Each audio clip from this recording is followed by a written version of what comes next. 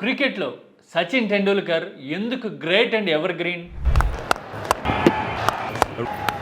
Test క్రికెట్లో దాదాపు 16,000 runs చేశాడనే, వన్డేల్లో అయితే 18,000 రన్స్ చేశాడు.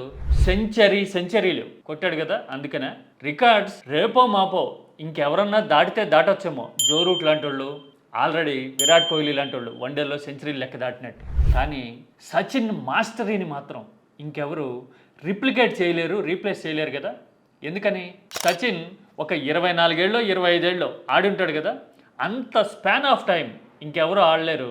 అన్ని సంవత్సరాల పాటు కన్సిస్టెంట్గా ఆడటమే గొప్ప విషయం అని అనుకుంటే, ఆన్ ఫీల్డ్ కానీ ఆఫ్ ఫీల్డ్ కానీ ఎప్పుడైనా ఓవర్ అగ్రెసివ్గా ఉన్నట్టు కానీ, కాంట్రవర్సీలకు పోయినట్టు కానీ, ఆఖరికి టెంపర్ లూజ్ అయినట్టు కానీ, ఓవర్గా రియాక్ట్ అయినట్టు కానీ ఎక్కడన్నా కనపడిందా? Really that is the greatness about Sachin Tendulkar అని నాకు అనిపిస్తుంది. మెగ్రాత్ లాంటి వాళ్ళు ఎంత ఇంటిమిడేట్ చేసినా కానీ సచిన్ బ్యాట్తోనే సమాధానం చెప్పేవాడు కానీ నోటితో ఎప్పుడు రియాక్ట్ అవ్వాల.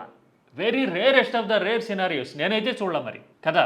మరి ఇంత కామ్ అండ్ కంపోజ్డ్ మేనర్తో ఆడడమే కాదు, మన దేశ జనాభా 120-130 కోట్ల మంది సచిన్ ఆడుతున్నప్పుడు కదా, ఇంతమంది ఎక్స్పెక్టేషన్స్, సచిన్ ఉంటేనే గెలుస్తాం అనే ఆస్పిరేషన్ అన్నట్టుగా టీవీ సెట్ల ముందు కూర్చునే వాళ్ళు కదా.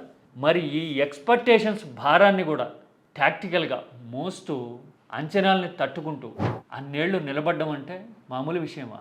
మెంటల్ కంపోజర్ కదా. ఇప్పటికీ సచిన్ ఎంత హంబుల్గా కనపడతాడు.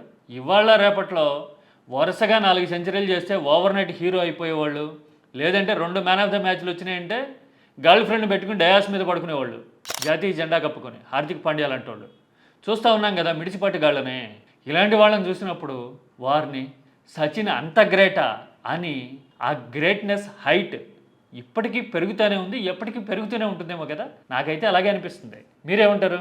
సచిన్ ఎందుకు గ్రేటు అంటే మీ పర్స్పెక్టివ్లో మీరు చెప్పే సమాధానం ఏంటి?